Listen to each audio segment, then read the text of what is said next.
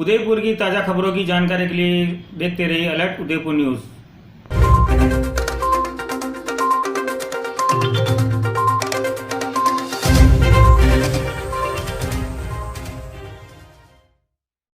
किसान संघ का चित्तौड़ प्रांत है जिसके अंदर 12 जिले आते हैं, उसके संगठन मंत्री वो हमारे उदयपुर संभाग के उपाध्यक्ष के तौर के ऊपर हमारा मार्गदर्शन करते हैं।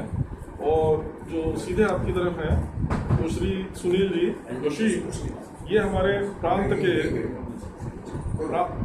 के कोषाध्यक्ष जी हैं। और मैं सुहास मनोहर, मैं राजस्थान प्रदेश के कार्यकारिणी का सदस्य हूँ।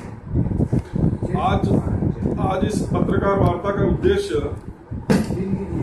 भारतीय किसान संघ द्वारा अपने देश के किसानों के लिए और विशेषतः अपने राजस्थान प्रदेश के किसानों के लिए, किसानों के हित में केंद्र सरकार और राज्य सरकारों से विभिन्न समय पर ज्ञापन, धरना, प्रदर्शन, आंदोलन के माध्यम से किसानों के हित के लिए विभिन्न मांगें जो उठाई जाती है, उसी की कड़ी में हम पिछले काफी समय से केंद्र सरकार से ये मांग कर रहे थे कि जो खेती और किसानी है इसको किसी भी दशा में लाभप्रद होना चाहिए। आज कोई भी अपन नौकरी करें या धंधा करें तो उसका एक मुख्य उद्देश्य यह है कि अपने को उससे कुछ लाभ हो, कुछ आर्थिक संसाधन मिले।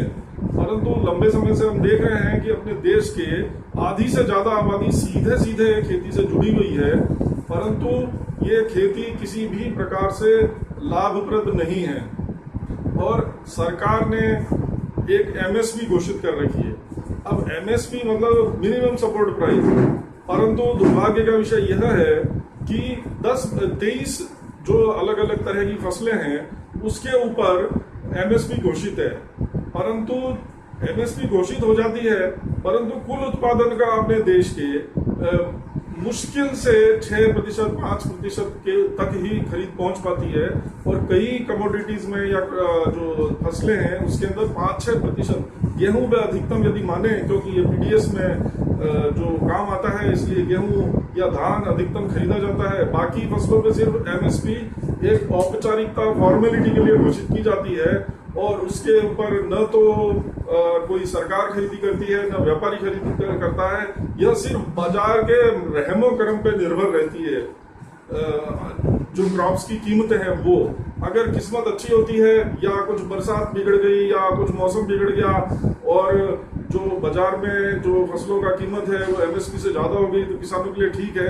अन्यथा 70-80% तो हमेशा एमएसपी से नीचे बाजार के अंदर इन फसलों का व्यापार होता है। तो किसान हमेशा से ही पीड़ित है कि उसको न तो खेती में कोई लाभांश मिलता है न उसको कोई फायदा मिल रहा है। पर उसके पास कोई दूसरा ऑप्शन नहीं होने के कारण, दूसरा कोई विकल्प नहीं होने के कारण खेती किए जाना उसके लिए जरूरी है। और जो युवा पीढ़ी है वो इन्हीं सब हालातों को देखते हुए 15,000, 12,000 की नौकरी को करने को तैयार है, परंतु 10, 15, 20 बीघा जमीन हाँकने को तैयार नहीं है। तो ये एक हमारे खेती का हाल है। तो किसान संघ किसानों के लिए, किसानों के द्वारा कार्य करने के लिए किसानों के द्वारा ही बनाया गया संगठन है। और हम निरंतर किसानों के हित के लिए, किसानों के फायदे के लिए, किसानों के सर्वांगीण विकास के लिए कार्य करते हैं। इसी कड़ी में हमने पिछले काफी समय से आंदोलन, ज्ञापन, प्रदर्शन सब किए हैं, परंतु न तो राज्य सरकार, अफसोस से कहना पड़ता है कि न तो राज्य सरकार इस पर कोई ज्यादा ध्यान देती है, न ही केंद्र सरकार ध्यान देती है। अभी केंद्र सरकार ने, अभी ये किसान आंदोलन चल रहे हैं, आपको ध्यान ही होगा तो काफी समय से ये आंदोलन चल रहा है और आंदोलन हिंसक भी हुआ और आज तक चल रहा है। और परंतु उन किसान संगठनों से शुरू में हमारा जरूर उनके प्रति समर्थन था, और पर हमारा थोड़ा सा मत भिन्न था। भिन्न मत ये था कि हम तीनों जो वो कह रहे हैं कि तीनों कानूनों को वापस लिया जाए, हमारा सोच ऐसा नहीं है। हमारा सोच ये है कि कुछ संशोधनों के साथ और उन कानूनों को लागू किया जाए तो किसानों के हित में होगा। हिंसक है, अराजनीतिक है, तो वो हमारी बातों पे इतना ध्यान नहीं देती है। तो सरकार ने जो हमने 4 संशोधन सुझाए थे वो भी सरकार ने अभी तक नहीं माने हैं। तो अब हमने चलिए वो छोड़ करके अब हमारी एक मुख्य मांग है कि खेती का जो एमएसपी है, एमएसपी व्यवस्था को हटा करके एक लाभप्रद मूल्य उसका निकाला जाए, उसका एक फार्मूला बनाया जाए और लाभप्रद मूल्य, पहला तो हमारी पहली मांग है कि खेती का जो है एमएसपी की जगह लाभप्रद मूल्य दिया जाए और उसका एक फॉर्मूला तय किया जाए कि किसी फसल का लाभप्रद मूल्य कैसे निकलेगा, पहली डिमांड। और दूसरी डिमांड यह है कि लाभप्रद मूल्य तो आपने घोषित कर दिया, परंतु उस भाव पे यदि कोई व्यापारी नहीं हो रहा है, कोई ले ही नहीं रहा है, तो फिर उस लाभप्रद मूल्य का एक फॉर्मेलिटी, औपचारिकता बन जाएगी और कोई उस पर व्यापारी नहीं होगा। तो सरकार ये भी घोषित करे साथ के साथ कि भाई लाभप्रद मूल्य जो घोषित किया गया है उससे नीचे व्यापार करना कानूनन अपराध होगा।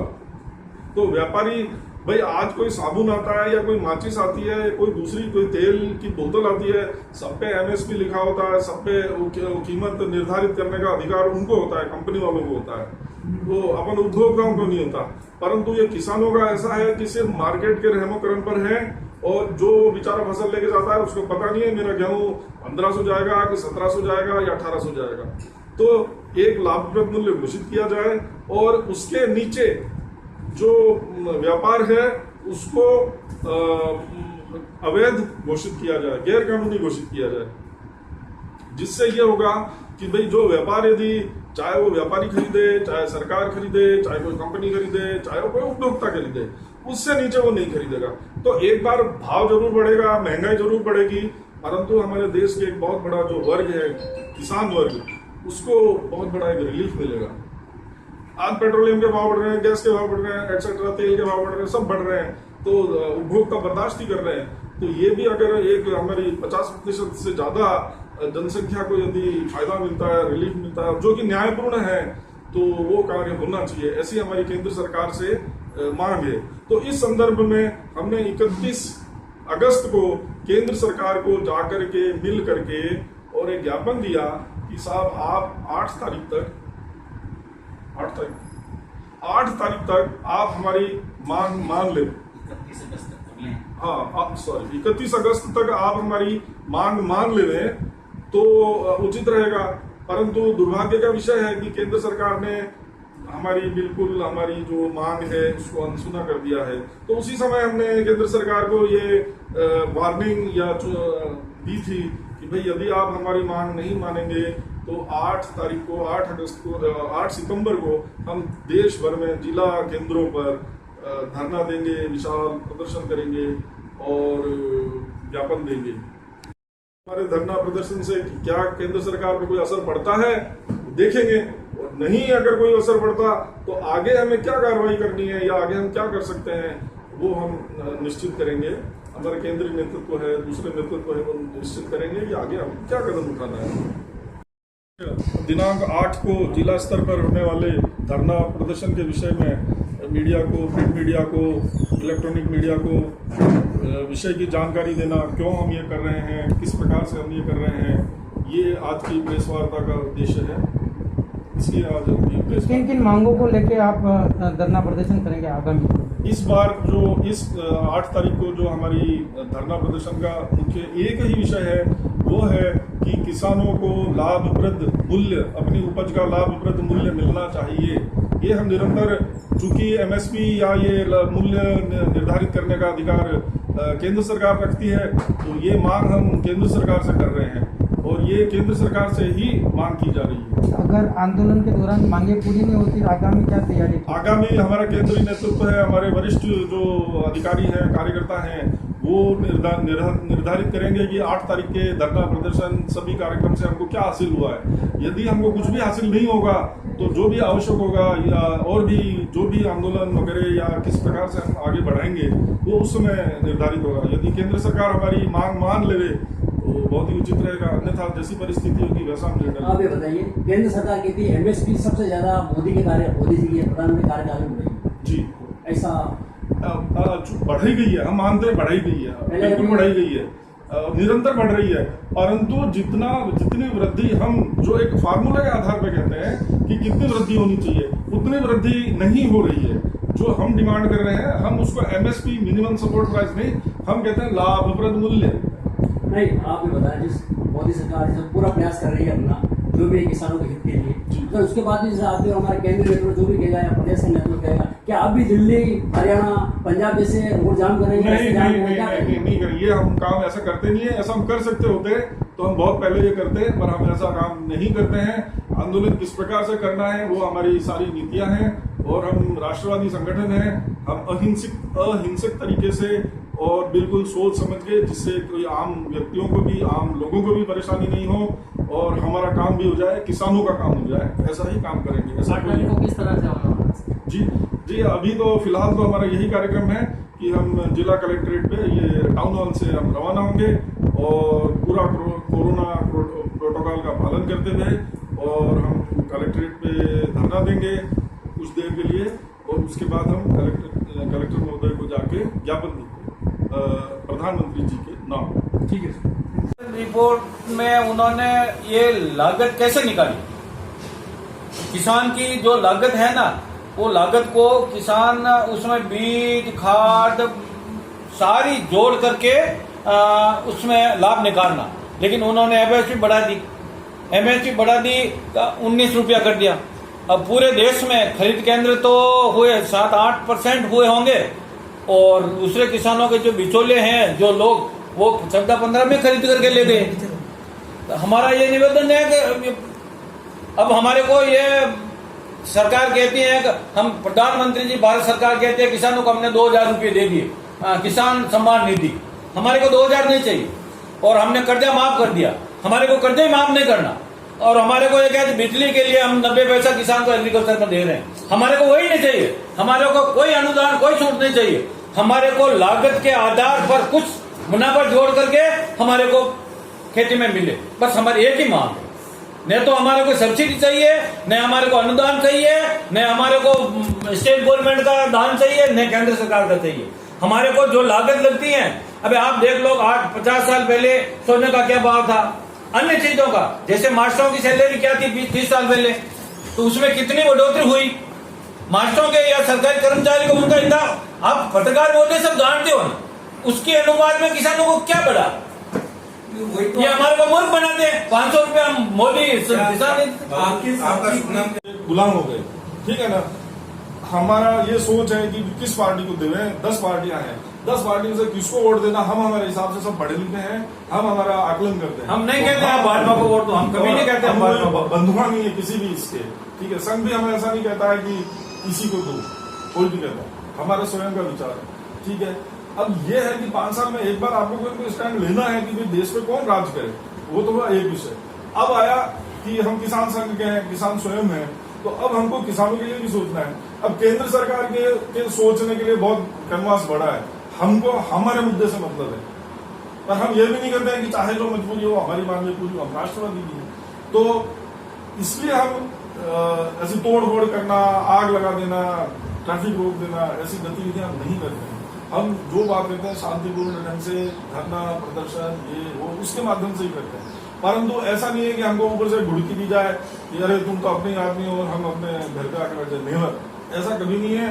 और हम जो आपके समक्ष ही दिख रहा है कि हम सीधा केंद्र सरकार के खिलाफ ये कार्य कर रहे हैं, तो इसमें न तो हमको कोई, अब मैं फिर नाम लूंगा तो फिर आप उसको पकड़ लोगे।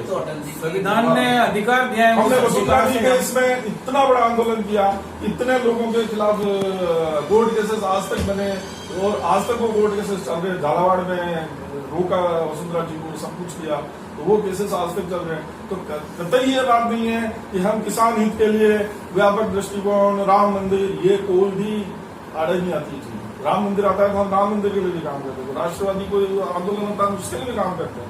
परंतु किसान हित अपनी जगह पूरा टॉप पर है, वो जो हमारा उद्देश्य है तो वो हम पूरा करते हैं। पूछने में तो मैं बोलूंगा या फिर मैं बोलना शुरू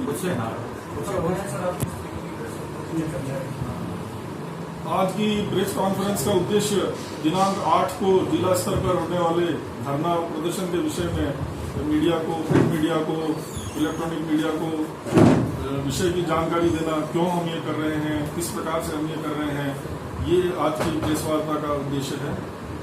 इसलिए आज किन किन मांगों को लेके आप धरना प्रदर्शन करेंगे आगामी दिनों में? इस बार जो इस 8 तारीख को जो हमारी धरना प्रदर्शन का मुख्य एक ही विषय है, वो है कि किसानों को लाभप्रद मूल्य, अपनी उपज का लाभप्रद मूल्य मिलना चाहिए।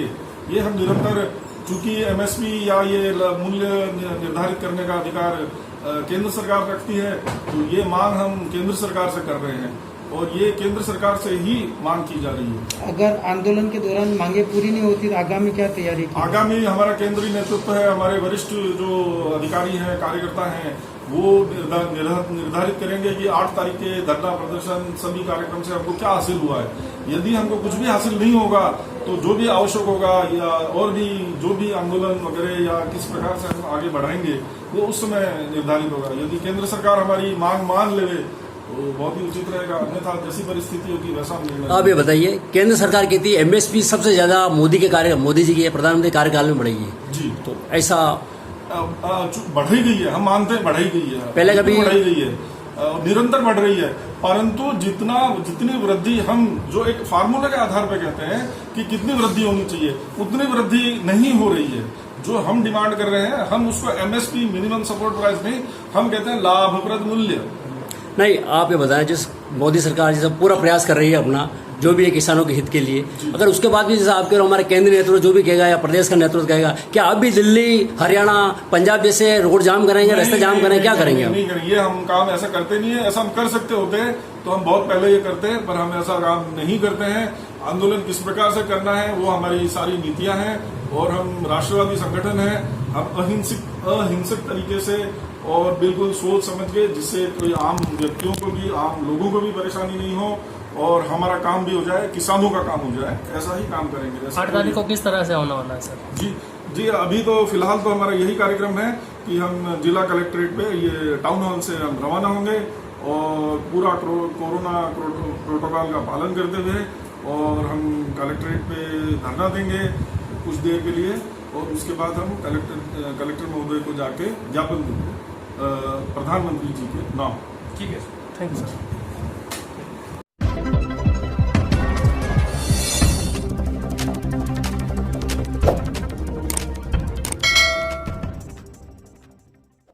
उदयपुर की ताज़ा खबरों की जानकारी के लिए देखते रहिए अलर्ट उदयपुर न्यूज़।